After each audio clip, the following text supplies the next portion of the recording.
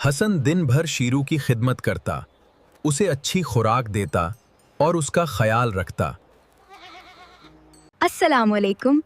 आज हम आपको सुनाएंगे बकरा ईद की एक ऐसी कहानी जो ना सिर्फ आपका दिल छू लेगी बल्कि आपको ईद उल अज़हा का असल मकसद और रूह भी समझाएगी।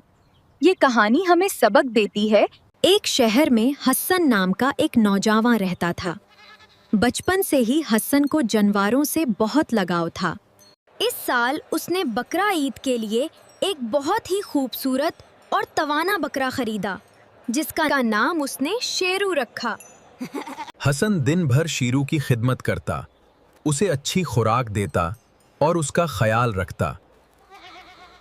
ईद से 2 दिन पहले हसन अपने घर के बाहर शेरू को चारा खिला रहा था कि उसकी नज़र एक बहुत पुरानी और खस्ता हाल गाड़ी पर पड़ी, जो उनके पड़ोसी चचा करीम के घर के सामने रुकी थी।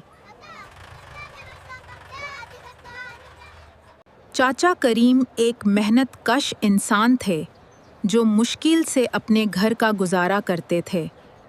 हसन ने देखा कि अंकल करीम के बच्चे शेरों को मायूसी से देख रहे थे क्योंकि इस साल उनके पास कुर्बानी के लिए ज़राए नहीं थे। हसन के दिल में एक ख्याल आया।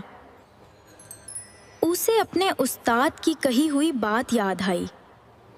कुर्बानी सिर्फ जानवर ज़िबह करने का नाम नहीं, बल्कि अल्लाह की राह में अपनी पसंदीदा चीज़ कुर्बान करने और दूसरों की खुशी का ख्याल रखने का नाम है। हसन ने सोचा कि वो इस साल अपनी कुर्बानी का गोश्त सिर्फ अपने रिश्तेदारों में नहीं बांटेगा। उसने अपने वालिद से मशवरा किया और ईद के दिन कुर्बानी के बाद गोश्त के तय हिस्से किए। पहला हिस्सा अपने घर वालों के लिए,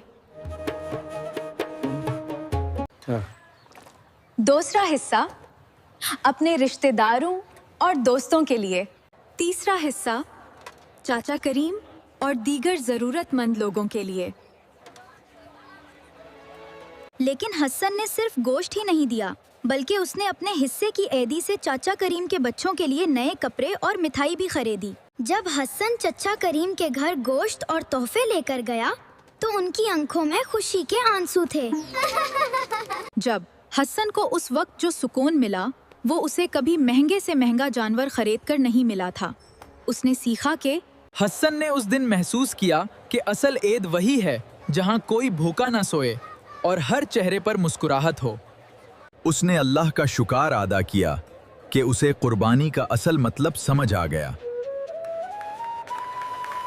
दोस्तों, इस कहानी से हमने ये सीखा कि अल्लाह को हमारा गोश्त या खून नहीं, बल्कि हमारी नीयत और तकवा पहुंचता है।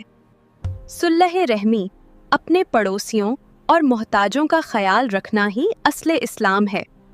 सखावत, हकीकी ईद वही है जहां कोई भूखा न सोए और हर चेहरे पर मुस्कुराहट हो जाए।